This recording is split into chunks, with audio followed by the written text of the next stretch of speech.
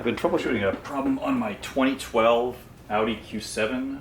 The heating system was kind of making a funny noise, and the fan sounded a little off balance, and the other day it just died. So originally I took the blower apart, tried to clean it up, tried to clean the motor and the bushings on the motor as best I could as it was assembled. But that didn't seem to work. The motor turned, and if you hook it up to 12 volts, it did turn, but it wasn't being driven by the car systems. I replaced the blower motor resistor too. That didn't seem to be the problem. So I think the motor was bad. I'm not sure what was bad with it, but if you feel like taking it apart to see if you can fix it or see what's inside, I'll work backwards in this video since it's all disassembled and I didn't take a video of me disassembling it. So we'll put it back together. The first thing, the fan, I guess cage, if you want to call it.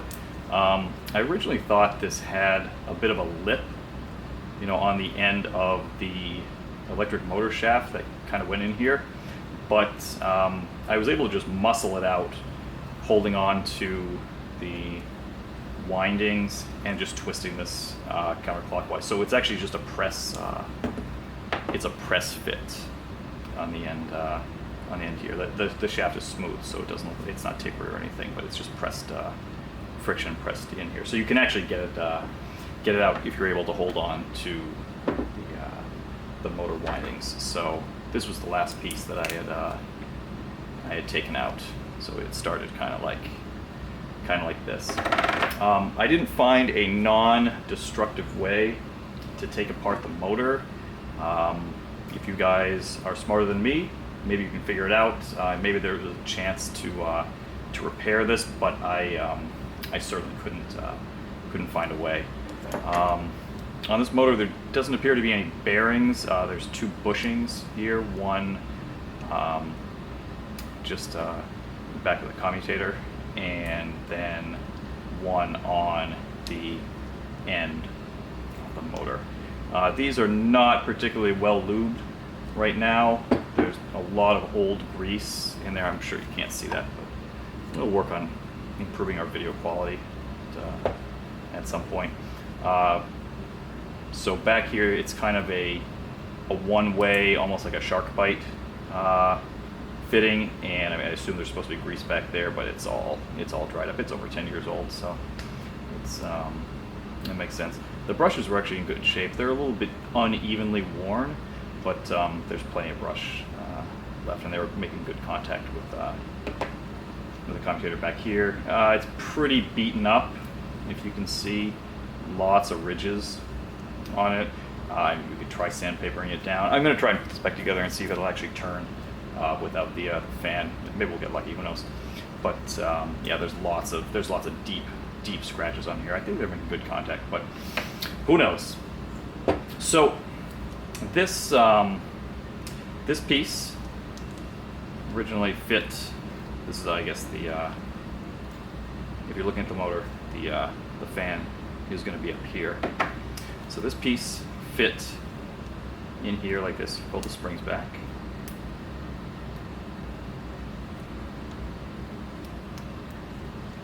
Like this. This piece will go into here, and you probably, since I pulled it out, I would have to force it back in to get it beyond those teeth. So I'm just going to kind of hold it here for now. So it'll go together like this, and then the fan is going to stick on top like this. So this whole mechanism feeds into the magnet here, just like this. Oops, I'm going to stay pushing. So it feeds into the magnet here, and obviously I don't expect this to work again, but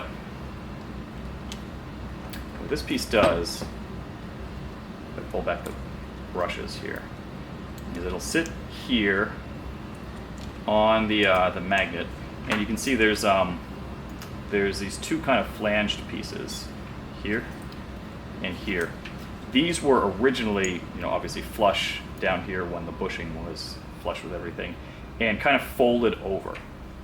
the problem with these is, I mean, maybe you could get these out if you had a good handle on it, but the fan, because it wasn't out, it was sitting here and sitting about like this, so I can only get a little screwdriver into kind of just underneath here and pry it up. So it's very possible, and you know, maybe I'll make another video trying to get this thing back together and working. Obviously, I'm not going to put it back in my car, but you might be able to put this back down here and bend these down in their original shape, and that holds the you know, the brushes to the magnet. So it'll just kind of sit here just like this. And again, the fan was on here like this.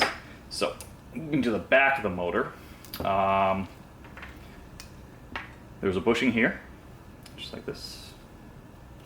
As you can see where my bearing puller dimpled the shaft, so maybe use a flat puller.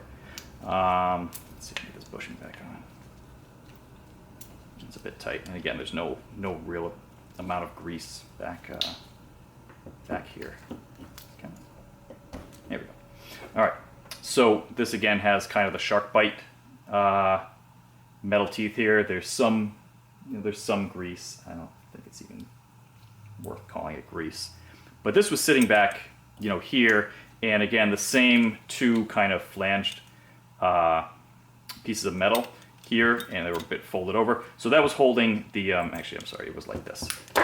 So that was holding the back shaft, or the bushing into here. So I thought I was smart and took my bearing, just my small armature bearing puller, you know, put it on here and started to crank it down, thinking that I didn't realize that the windings and the commutator and brushes, or sorry, the brushes were stuck to this side with those things. I thought it was just going to be kind of like a vacuum cleaner motor where the whole thing would just slide out. But unfortunately, that was not the case. So this was in here like this. I put the bearing puller on it. It did, in fact, push the shaft down just a little bit, but mostly it bent, you know, this back piece. This back piece was flat when I started. It mostly bent this piece out. So while the piece did, you know, snap back, and then I was able to obviously get the bushing out of there and eventually slide the shaft down. I mean, this is reasonably broken. You can see it's all bent. So maybe it's reusable, maybe it's not. I don't know. I'm gonna get a new motor anyway, so we're just learning at this point. So that's, I guess, the disassembly of the motor in reverse. I guess you would call that assembly. So we'll play around with this, and you know, maybe we can at least see if it'll turn or whatnot. I'll clean it up. I don't know exactly what's wrong with this. I do see a lot of, actually, there's a lot of metal shavings back here. Now that I look at the magnet, and I don't think that happened while I was taking it apart. So I don't know, maybe something was rubbing or something happened. I don't know, but this motor's probably dead. But you know, you learn something new by taking things apart. The motor housing, and I'll link a different video that helped me get it out of here. It's held in by these 4 kind of rubber feet right here, just like that, and they go into the plastic housing and they kind of squish in, and then they pop out, and then that keeps the motor from bouncing around in there.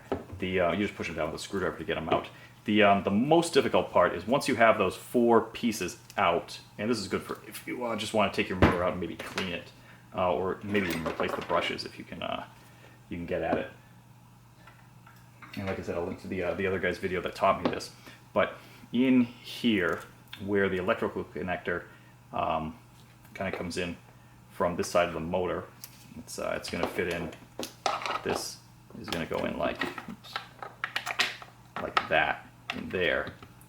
There's these 2 little plastic catches, plastic tabs, that if you just have a dental pick, you can pull back on these, and then as you're pulling back on these, you have to rotate the motor out, and then the electrical connector will clear. It was oriented like this. The electrical connector will clear, and you can see there's a little tab on here that keeps it in place. It'll clear and you can pull it out, and then you'll be able to pop. Let's see, it was oriented like this. You'll be able to pop the whole thing out and work on it. And maybe, you know, if your motor's maybe squeaky or something like that, you can get some bearing lube or bushing lube in the back here, because you do have access to it while it's like this. So if that's your problem, you can maybe put some lube on that, and that might stop your squeaking or whatnot. But it doesn't appear that this motor was designed to be taken apart. But it's always fun to take things apart. So I'll let you guys know in the comments and description whether the new motor fixes my problem. I think it will. What's wrong with this motor? I don't know. We'll play around with it, maybe clean it, see if we can get it turning. But if not, we just got a hunk of copper to go recycle. As you can see, I've reassembled the motor. Reassembling, you know, we're gonna take that liberally. See these metal flanges that I was talking about earlier that were kind of one way? I'm pretty sure they're just one way. I just bang them with a ball peen hammer to get them to sit down. They're good enough to test. It's obviously not going to go back into production. But as you can see, I just kind of bent that rounded piece back flat, a little actually concave. I mean, it's sloppy. You know, the shaft. You can see the shaft moves up and down. You can hear it grinding against the magnet in there. But you know what? I run some sandpaper over the copper on the commutator. You know, maybe that was the problem. I lubed up the bearings a little bit.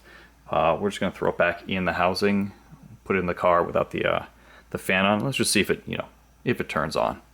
For science. Let's give it another go.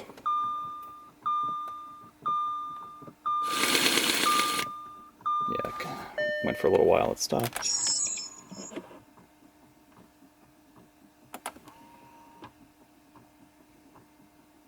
It seems to turn back on maybe when you take the key out of the ignition. Kind of reseat things here. The motor's not happy though. I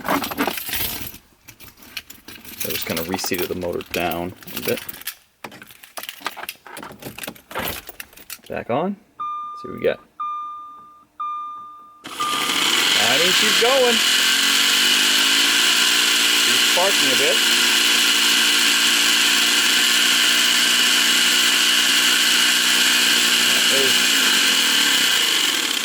There's no need to continue that torture. Well, that was interesting. So, if I had to take a guess, I mean, I lubed up the two bushings, but I'm not sure how much good they're doing because I wasn't able to get this back to even seat properly. So I don't think they were really preventing anything from moving. But I mean, I did, you know, wipe the brushes.